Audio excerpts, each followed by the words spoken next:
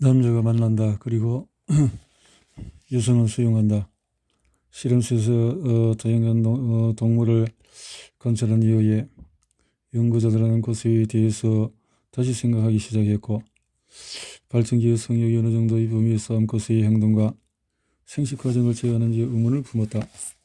발전기에 예를 들던 암컷은 도발하는 쪽일까, 아니면 수컷의 접근을 받아들이는 쪽에 더 가까울까? 과학자들은 발전 상태에 강군했던 암컷을 묘사했던 입장과는 퍽 상반되는 견해로 옮겨가고 있었다. 20세기의 상당 기간 동안에 과학자들은 암컷이 대체로 수컷의 접근을 받아들인다고 믿었다. 수컷이 주도적이라는 견해는 암컷의 경우보다도 더 복잡하다고 여겨졌던 수컷의 성적 행동에 과학자들이 중점을 두면서 어느 정도 발전했다. 1960년대 후반 성적 행동 연구 선구자인 프랭크 비치는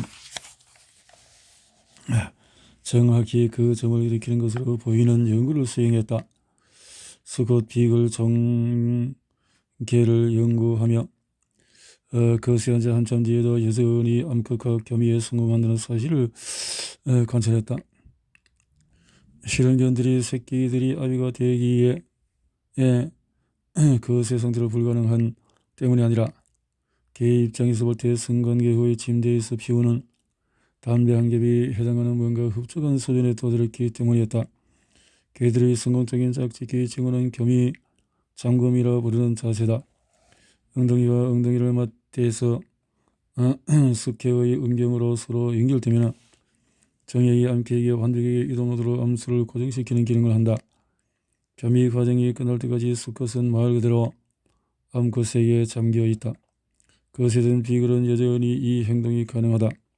그러나 암컷의 난소를 제거하면 교미 기간은 갑자기 끝이 나며 교미를 하려는 수컷이 아무리 시도해도 암컷이 거부한다. 비치의 연구는 암컷의 성적 행동이 철저하게 호르몬의 제어에 따르고 있다는 점을 시사한다. 발생기는 온전한 난소와 분출된 호르몬의 영향으로 흥분하고 그렇지 않을 때는 가라앉는 시기다. 그러나 수컷은 호르몬 주기에 좌우되지 않는 좀 더 복잡한 방식으로 행동했다. 당시 발전 상태의 암컷은 주로 수컷의 자극에 반응한다고 여겨졌다. 수컷이 접근하면 암컷이 발전 상태의 경우에 교미를 수용했다. 이제는 수동적인 암컷 개념은 동물의 왕국에서 지배적인 위치에 놓인 수컷 패러다임과 깔끔하게 맞아떨어진다. 이 견해에 동의한다면 암컷이 아닌 수컷이 공격자이자 도발자라는 사실이 이해되었다. 물론 이것이 자연의 법칙이라고 많은 사람들이 실제로 믿었는데 부분적으로는 암컷이 수컷만큼 면밀하게 연구되지 않았기 때문이다. 동물 연구에서 페니스에 집중된 편향을 잊지 말자. 암컷은 실험실에서 수컷만큼 광범위하게 연구된 적이 없기 때문에 단순히 말해서 과학자들은 암컷의 성적 행동에 관한 지식이 더 적었다. 그러나 수컷 암컷의 성적 행동에 대한 새로운 이해의 조짐이 보였다. 비치 본인도 결국에는 수동적인 암컷의 행동 이론을 다시 생각하기 시작했는데, 특히 비글 암수가 궁극적인 합성 과정에서 생식기가 잠기기 훨씬 이전에 짝짓기 게임의 초반부에서 비글 암수 사이에서 일어나는 행동을 관찰한 결과였다. 남녀가 만난다. 수동적이 아니라 능동적으로. 짝짓기 춤에 관한 한 수컷이 주도적이라면 비치의 연구에서 목격된 중요한 관찰 내용을 그는 어떻게 설명했을까?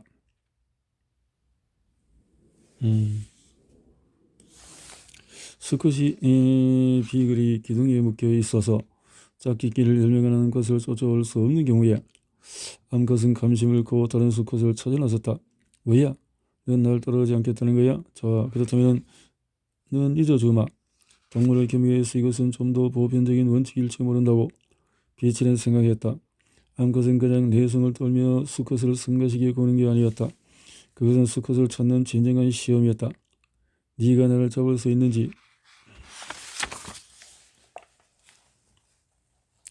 흥미롭게도 그리고 어쩌면 그리 놀라울 것도 없이 암컷의 전략적인 선택이라는 주제는 1970년대와 80년대 들어서 생물학 분야에서 여입되어 떠오른 젊은 여성 학자들 집단이 수행한 연구로 널리 알려졌다.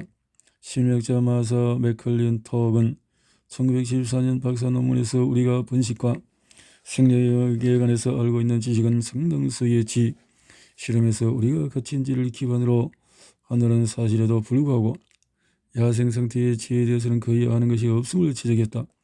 일반적인 기준이 된 수동적인 암컷 패턴이 등장한 실험용 지의 표준 암수 성비를 생각해보라. 수컷이 접근해 올라타며 암컷을 붙잡고 암컷의 뒤태를 써낸다. 암컷은 천추 전만 반응을 보이며 수컷이 겸이에 수월하도록 등을 활처럼 구부린다. 몇 번의 겸이 절차 이후에 수컷은 사정을 한다. 수컷은 휴식을 취했다가 되돌아와 그 패턴을 반복한다. 여러 번의 올라타기와 사정 이후 암컷은 임신한다. 그러므로 실험실에서는 수컷이 접근하고 암컷은 반응한다. 그러나 야생에서 쥐들은 전혀 다른 방식으로 서로 관계를 맺는다. 맥클린턱이 동시대 생물학자인 어스킨과 함께 자신의 연구에서 보여주려 했던 것은 자연환경에서 암컷은 실험실 암컷들처럼 수컷의 접근을 단순히 받아들이지 않는다는 점이었다. 암컷쥐는 보통 여러 마리 암수 쥐들과 함께 구불구불한 굴 속에서 산다. 잠깐만 생각해보자. 실험실에서 쥐들은 종종 성비에 따라서 갈라놓는다. 수컷 한 마리와 암컷 한 마리가 합방을 하게 되면 암컷은 짝짓기 상대를 고르지 못한다. 그냥 짝을 할당받을 뿐이다. 기본적인 실험실 환경이 뒤바뀐다면 그런 행동 역시 따라서 바뀔지 모른다. 야생에서는 암컷들이 미로 같은 굴 속에서 수컷들과 가까이 살아가기 때문에 수컷에게 접근하거나 탈환할 능력이 있을 뿐만 아니라 겸이할 수컷의 순서를 선택적으로 성적 행동의 속도를 조절할 기회 또한 갖는다. 모든 행동이 만천하에 드러나는 조명화하는 여학생 전용 기숙사에서 사는 대신에 그들은 어두운 구석이 많은 나이트클럽으로 드러날 수도 있다. 그리고 그들은 마음 내키는 대로 행동한다. 맥클린토그 연구는 야생 암컷쥐들이 겸이 앞서서 암컷 특유의 뚜렷한 행동을 한다는 것을 보여주었다. 우선 암컷은 자신이 선택한 수컷에게 다가간다. 그런 다음 귀를 쫑긋거리고 펄썩펄썩 뛰며 쏜살같이 달아나 수컷의 관심을 더 끌기 위해서 쫓긴다.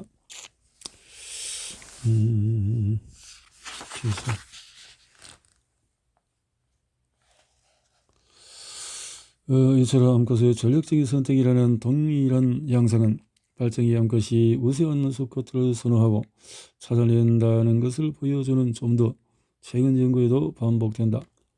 따라서 설치류와 개 같은 발정기 포유 동물은 우리가 과거 생각했던 것보다 더 분별력이 있다. 발정기 암컷 오랑우탄 역시 우세한 수컷을 선호하는 등 전략적인 성적인 행동을 보인다.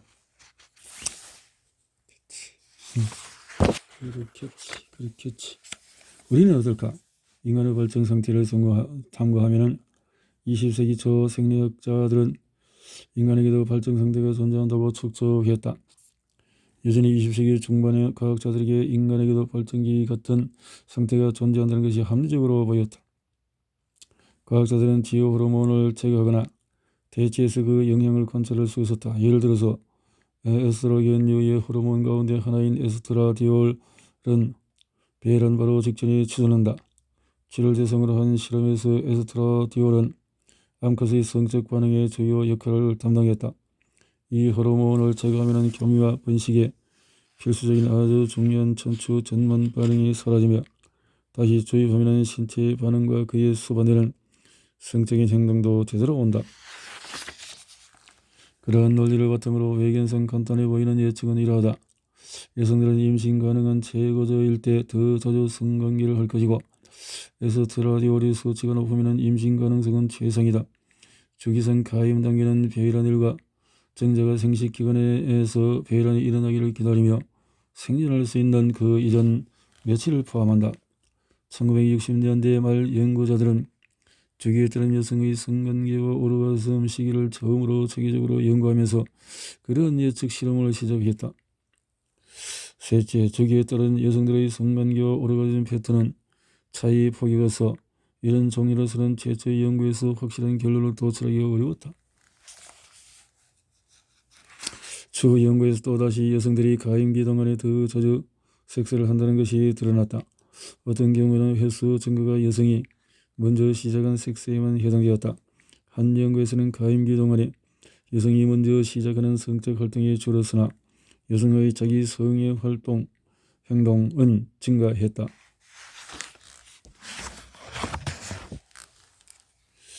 어쩌면 중요한 것은 생각이다. 성적 행동은 적극적인 파트너 여부나 그 행동을 할 만한 시간을 포함해 수많은 요인의 제약을 받는다. 심지어 호르몬의 분출을 느끼거나 달리기에 약간 야간 데이트라고 적어놓았더라도 섹스하기 전에 언제나 편리하진 않다. 따라서 발정 현상 같은 변화를 살펴볼 최적의 대상은 어쩌면 인간의 성적 활동이 아니라 일상생활 속에서 제약을 훨씬 덜 받는다고 할 수 있는 섹스에 대한 생각과 느낌일 것이다. 여시엘에 있는 나의 실험실에서 우리는 여성들을 시간별로 추적하고 호르몬 테스트를 활용해 주기의 단계를 구분하는 민감한 방식을 적용하고 연구했음에도 불구하고 생리 주기 중에 가임기에 일반적으로 여성들의 성욕이 증가한다는 증거는 찾지 못했다. 그러나 우리 캠퍼스에서 해안을 따라 160km 떨어진 자매학교 캘리포니아 주립대학교 센타바바라에서 나의 동료 심리학자 로니 역시 철저한 방법을 정해서 전혀 다른 결과를 얻어내었다. 우리가 동물 행동에서 간절했던 결과에도 불구하고 여성들이 주기의 가임 단계 동안에 생각과 행동 면에서 성적으로 좀 더 동기부여가 될 것이라는 단순한 예측은 연구 결과로 온전하게 뒷받침되지 못했다. 그러나 이것이 인간에게는 발정 현상 같은 상태가 존재하지 않는다는 의미일까? 내 생각에 이것은 우리가 다른 질문을 던져야 한다는 뜻이다. 주기 전반에 걸쳐서 여성들의 행동 패턴이 그토록 다양한 데는 이유가 있을까? 나의 의견으로 그 대답은 예스다. 그리고 그 이유는 어쩌면 여성의 호르몬 관련 행동에는 감추어진 전략이 존재하기 때문이다. 그저 아무 논조는 흡족하지 않다. 열추적자들 여전히 추적 중이다. 단순히 호르몬에 좌우되는 인간과 동물의 행동 사이의 밀접한 연관성을 찾으려는 연구 목적이었다면 표면적으로 이 모든 연구의 결과는 의심할 여지 없이 인간에게는 발정 상태가 없다는 결론으로 이어질 수도 있을 것이다. 그러나 만약 우리가 잘못된 패턴을 살펴보고 있다면 그렇다면은 연구자들의 포기 선언은 너무 시기상조였다.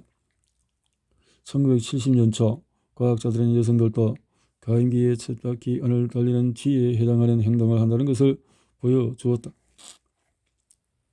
이것은 주기에 따라서 행동 변화에 실제 있을지도 모르는 도발적인 증거였다. 그리고 여기서 중점을 둘 가치가 있는 것은 어떻게 필연적으로 행동이 변화하는지 그리고 그것이 쥐의 행동과 유사한지가 아니라 그렇게 된 데는 원인이 있었을 터이므로 결국 정말로 변화했다는 사실 자체다. 그렇다면 변화의 원인은 뭘까? 1970년대에 실행된 또 하나의 선구적인 연구에서 여성들의 15회의 배란 주기 동안에 지혈 냄새를 수집하기 위해서 표준형 면 탐폰을 밤새도록 삽입했다. 표본은 남성의 냄새 맡기 시간이 정비될 때까지 냉동이 되었다. 냄새 맡기 시간에 남녀 참가자들은 모두 열병에 든 표본의 냄새를 맡고 연구실에 보고서를 제출했다. 배란이 가까운 시기에 수집된 표본들이 주기의 다른 시점에 수집된 표본들보다 더 매력적이라는 점수를 받았다. 돌파구 인간의 사회적인 행동에 대한 연구는 오랜 세월 몇 가지 주류 가설에 압도되었다. 인간은 다른 동물들과 엄청나게 다르고 인간에게는 동물 같은 본능이 전혀 없으며 인간의 행동은 모두 학습된 것이어서 결과적으로 문화적인 특수성을 지닌다는 것이었다. 하지만 우리 뇌와 더불어서 생각과 행동도 마찬가지. 우리의 뇌는 영양가 높은 먹거리를 찾고 거주지를 찾고 당연히 짝을 찾아서 아기를 만드는 것과 같은 우리 조상들이 직면했던 도전 과제들을 공략하고 풀어가는 문제 해결 기관으로 진화했다. 진화 심리학의 일부 초기 연구는 사회적인 진화에 대한 현대적인 이해의 아버지들 중 한 사람이자 천재로 널리 알려진 진화 생물학자 로버트 트리버스가 개발한 이론에서 영감을 받았다. 이 생각은 단순히 생물 경제학적인 원칙을 바탕으로 한다. 후손 생산에 더 많은 시간을 노력을 기울여야 하고 생산 가능한 후손의 수도, 생리학적으로 제약이 많은 성별은 짝을 고를 때 가장 까다로운 선택을 할 것이다. 포유동물은 전형적으로 암컷이 더 많은 투자를 한다는 것을 쉽게 이해할 수가 있다. 반면에 수컷은 생식세포 제공에만 기여한다. 정말로 포유동물의 모든 종에서 암컷은 선택이 더 까다로운 성별이다. 대체적으로 수컷은 이성에게 접근하는 데 더 경쟁적인 모습을 보이는 경향이 있으며 파트너 선택에는 덜 까다롭다.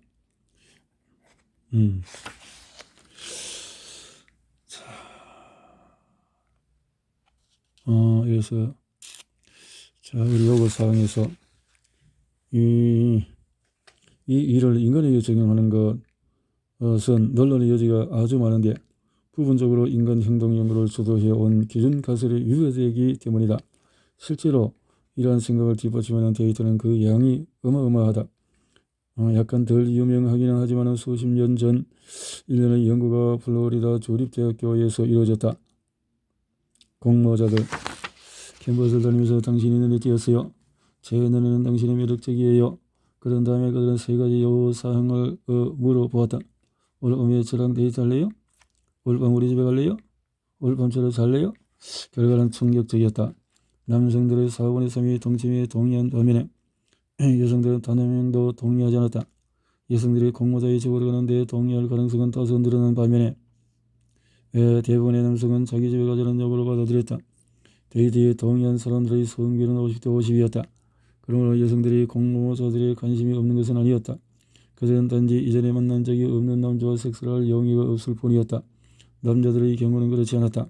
이 연구는 최근 단마크와 프랑스를 비롯해서 지구상에서 성적으로 가장 자유롭다고 생각되는 문화권에서도 여러 번 수행되었는데 유사한 결과가 반복되었다. 성별 차이에 관한 최대 규모의 연구 중에서 하나는 전 세계에서 1600명 이상이 참여했다. 이 연구에서 다른 연구와 유사하게 남성들은 성적 다양성에 더 관심을 보였다. 추후에 30년간 몇 명의 파트너를 만나고 싶으냐는 질문에 전 문화권에 분포한 남성들은 여성들의 경우보다 더 많은 수의 파트너를 원한다고 대답했고 대체로 2배의 차이를 보였다. 이런 연구들은 수없이 많다. 여성들은 남성보다 섹스에 동의하기 전에 가능성 있는 짝에 대해서 더 많은 정보를 요구하는 듯하다. 남성들은 여성들보다 단기간의 성적 기회에 좀 더 의욕적이다. 남성은 여성들보다 짝짓기 기회를 위해서 더 경쟁하는 등 다른 모습을 보인다. 그러한 행동 패턴이 어떻게 인간 발전 상태의 존재와 맞아떨어질 수 있는지 살펴보자.